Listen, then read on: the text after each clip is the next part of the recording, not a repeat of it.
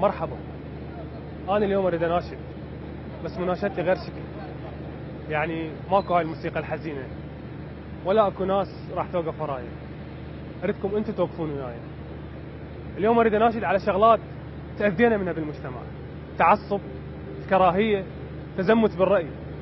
يعني أنت مثقف وتحكي بالثقافة ونبذة الطائفية، ومن تتعرف على واحد جديد تسأله أنت من يا عمام، سني لو شيعي.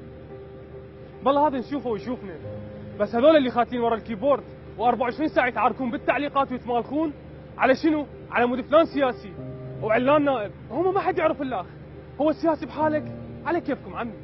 ترى السياسي مو بحالك، السني والشيعي بنص الشهر اثنيناتهم يعوزون الايجار وفلوس الاقساط وفلوس السحب مال المولده وكهرباء ماكو عليهم وازدحامات اثنيناتهم يطبون بيها، والسياسي اللي يتمالخون عليه قاعد بقصر، يمكن حتى جنسيته مو عراقي. ليش؟ ليش خليت الكراهيه توصل حتى لاسمائنا؟ قمنا نخاف من اسمائنا. علي قام يسمي نفسه علاء، وعمر قام يسمي نفسه عمار. ليش خليت الطائفيه حتى بالمناسبات الدينيه؟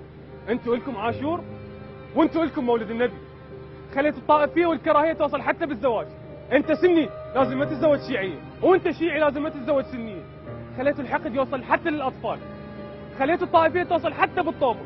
يعني ما تسوي تفشر على صاحبك من ورا كريستيانو لو ميسي، ترى هم مو ولد عمك.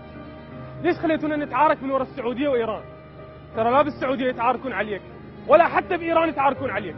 كافي كافي، خلينا نعيش، خلينا نتصافى، خلينا نتصافى.